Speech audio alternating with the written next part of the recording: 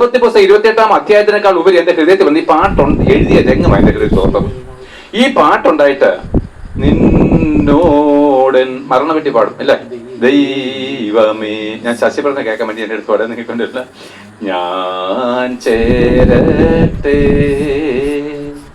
നിൻ ക്രൂശു ഞാൻ വഹിക്കുന്നാലുമേ എൻ ഗീതം എന്നുമേ നിന്നോടൻ ദൈവമേ, നിന്നോടൻ ദൈവമേ ഞാൻ ചേരട്ടെ. മനോഹര പാട്ട്. ഇതെന്റെ ഒരു കാര്യം കൂടെ ഞാൻ പറയാം. ടൈറ്റാനിക് എന്ന് പറഞ്ഞൊരു കപ്പൽ മുങ്ങിപ്പോയി, കേട്ടിട്ടുണ്ടോ?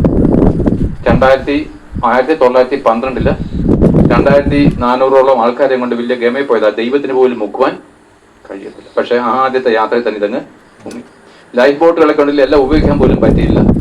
അതിനകത്ത് 1500 ജനങ്ങൾ അവസാനം ഡെക്കിൽ കുടുങ്ങി. മറ്റേ ഉള്ള ബോട്ടും കൊണ്ടൊക്കെ ആൾക്കാരെ ചിലത് ഇറക്കാൻ പോലും പറ്റില്ല. അവസാനം ഇവർ ആകാശത്തേക്ക് നോക്കി ഈ പാട്ടും പാടിക്കൊണ്ടിരിക്കുമ്പോൾ കപ്പൽ പതിയെ തന്നത്. ഇവരെല്ലാം വെള്ളത്തിനടുത്തേക്ക് പോകുമ്പോൾ അതിൽ ചിലരുടെ ആത്മാവ് മുകളിലേക്ക് ഉയരുക. ഈ പാട്ട് എഴുതാൻ വന്ന സാഹചര്യം കൂടുതലായിട്ട് എനിക്കിപ്പോൾ പെട്ടെന്ന് പറയാൻ ഒക്കത്തില്ല. പ്രിയപ്പെട്ട 170 വർഷം അയച്ച ഈ പാട്ടുണ്ടായിട്ട്, ഏതാണ്ട് 170 വർഷം. ഇത് 37 വയസ്സുള്ളൊരു 37 വയസ്സുള്ള ഒരു ലേഡി എഴുതിയാണ്. ആ ലേഡിയുടെ പേര് ഞാൻ പറയാം. അതിനകത്ത് കുറിച്ച് സാറ, അവളുടെ പേര് സാറ ഫ്ലവർ എന്ന്. അവിടെ ഒരു ദൈവദാസം വന്നിട്ട്, ഇവിടെ പാട്ട് എഴുത്തുകാരിയാണ്, ഇവിടെ സഹോദരി പാട്ട് പാടുകയാണ്, ഇവിടെ എഴുതും സഹോദരി പാടും. അപ്പോൾ അവിടെ ഒരു പ്രഭാഷകൻ വന്നിട്ട് അന്ന് ഈ ഉൽപ്പത്തി പുസ്തകം 28-ാം അധ്യായത്തിൽ യാക്കോബ് എന്താണ് ബഹാരാനിലേക്കല്ലേ പോകുമ്പോഴ് പിന്നെ ഈ കല്ല് തലയണയായിട്ട് വെച്ച് ഉറങ്ങുമ്പോഴ് അവനൊരു സ്വപ്നം കണ്ടു. അവൻ തന്നെ മരണഭീതിയോട് ഓടിപ്പോവുകയാണ്. ആ സ്വപ്നം കാണിച്ചാൽ ദൈവദൂതന്മാര് തലയണയിലെ കല്ല് വെച്ച് മരണഭീതിയോടുകൂടെ ഭയങ്കര ക്ഷീണിതനായിട്ട് ഉറങ്ങുമ്പോൾ രാത്രി ഒരു സ്വപ്നം വൻ കാട്ടിലാണ്. അല്ല, നമ്മളിപ്പോ ഒരു കൊടുങ്കാട്ടിൽ ഏകനായിട്ട് ഒരു കല്ല് തലയണയിൽ വെച്ചിട്ട് എന്താണ് ക്ഷീണിച്ച് കിടന്ന് ഉറങ്ങുമ്പോൾ ഒരു സ്വപ്നം കണ്ടു. ആകാശത്തേക്കോളം ഉയരുന്ന ഒരു കോവേണി, അതിൽ കൂടെ ദൈവദൂതന്മാർ ഇറങ്ങുകയും കയറുകയും ചെയ്യുന്നു. അപ്പോൾ ദൈവദൂതന്മാരെ ഇറങ്ങിയത് അങ്ങോട്ടാ? കാട്ടിലോട്ടല്ല, തന്റെ അടുത്തേക്കിലാക്കാം. അവിടുന്ന് അങ്ങോട്ട് പോകുന്നു, ഇങ്ങോട്ട് പോകുന്നു. ദൈവത്തിൽ നിന്ന് എന്തൊക്കെയോ കൊണ്ടുകൊടുക്കുന്നു, ഇവൻ ഇത് ദൈവത്തിലേക്ക് കൊണ്ടുപോകുന്നു. അപ്പൊ ഈ സ്വപ്നം കണ്ടവൻ ഉണർന്നു. രാവിലെ എഴുന്നേറ്റിട്ട് പറഞ്ഞു, ഇത് ദൈവത്തിന്റെ സ്ഥലമാണെങ്കില്ല, ദൈവത്തിന്റെ സ്ഥലമാണ്, ഇതിന് ബേഥേൽ എന്ന് പേരിട്ടു. അവിടെ വെച്ചു.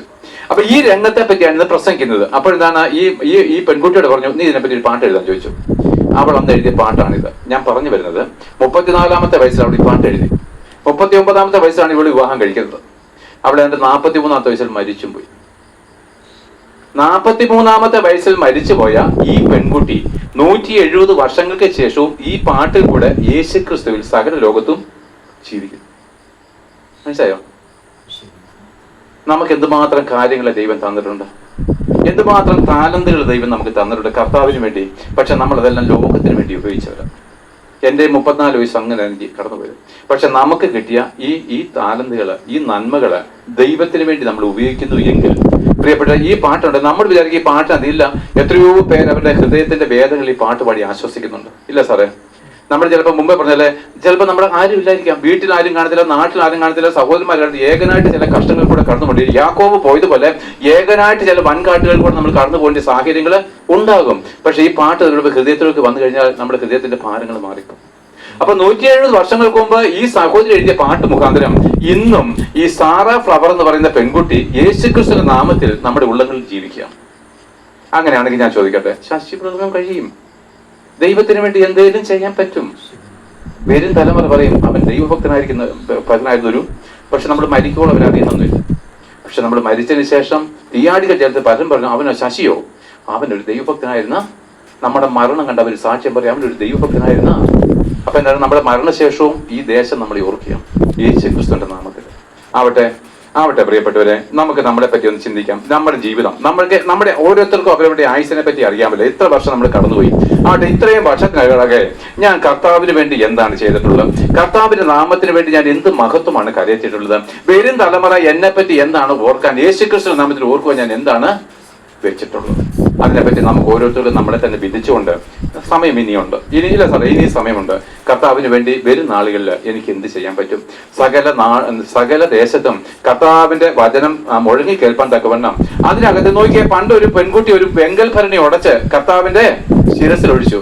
എന്നിട്ട് പറഞ്ഞു, സുവിശേഷം അറിയിക്കുന്നിടത്തെല്ലാം നിന്റെ ഈ പ്രവൃത്തിയും അറിയിക്കും. നോക്ക് പ്രിയപ്പെട്ടവരെ, അവൾ ചെയ്തെന്താണ്? തന്റെ ജീവിതം കർത്താവിന് വേണ്ടി സമർപ്പിച്ചു. പക്ഷെ ദൈവത്തിന് അതാണ് പ്രശ്നം, നമ്മളെ തന്നെ ഉടക്കിയ. അങ്ങനെയാണെങ്കിൽ നമ്മൾ തന്നെ ശക്തന്മാരായിട്ടിരിക്കുമ്പോഴേ വായിന്ന് ദൂഷണം പറയുന്നത് അല്ലേ? ചീത്തയും വഴക്കും ദേഷ്യം പെട്ട് കഴിഞ്ഞാൽ മറ്റുള്ളവർക്ക് എന്താണ്? അസ്വസ്ഥതയല്ലേ? പക്ഷെ നമ്മുടെ കരുണയും സ്നേഹവും വന്നു കഴിഞ്ഞാൽ മറ്റുള്ളവർക്ക് എന്താണത്?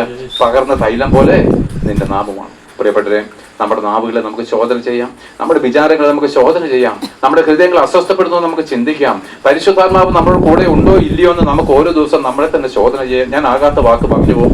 എന്റെ വിചാരങ്ങൾ എന്നാണ് ലോകത്തിന്റെ പാപത്തിലേക്ക് ഇറങ്ങിപ്പോയോ?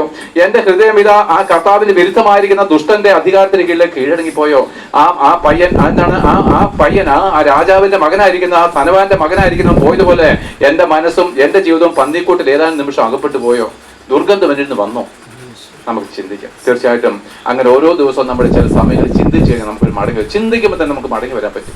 അപ്പൊ അവൻ കുറെ കാലത്തേക്ക് പോയെങ്കിൽ നമ്മുടെ മനസ്സ് കുറെ സമയത്തേക്ക് കർത്താവിന് അകന്നിരിക്കും. നമുക്ക് മടങ്ങി വരാം. കർത്താവിന്റെ സന്നിധിയിൽ എപ്പോഴും നിഷ്കളങ്കരായിട്ട് മക്കളായിട്ട് നമുക്ക് ജീവിക്കാം. നമ്മുടെ ചിന്തകൾ ഒന്നിനെയൊട്ട് ഭാരപ്പെടേണ്ട. കർത്താവ് നമുക്ക് വിശ്വസ്തനാണ്, അവൻ നമ്മളെ നടത്തുന്നവനാണ്. നാളെ പറ്റി ഒരു ഭാരവും ആർക്കും വേണ്ട. അവൻ നമ്മുടെ ഏറ്റവും നല്ല സ്നേഹിതൻ. അവൻ നമ്മൾ കൃത്യസമയത്ത് വേണ്ട കൂട്ടായ്മകളും വേണ്ട കരുതലും നമ്മളെ നടത്തും. ഒന്നും ആരും ഭാരപ്പെടില്ല. എന്താണ്? ക്രിസ്തീയ ജീവിതത്തിന്റെ ഏറ്റവും വലിയ ഒരു ക്വാളിറ്റി ഭാരമില്ലാത്ത ജീവിതമാണ്.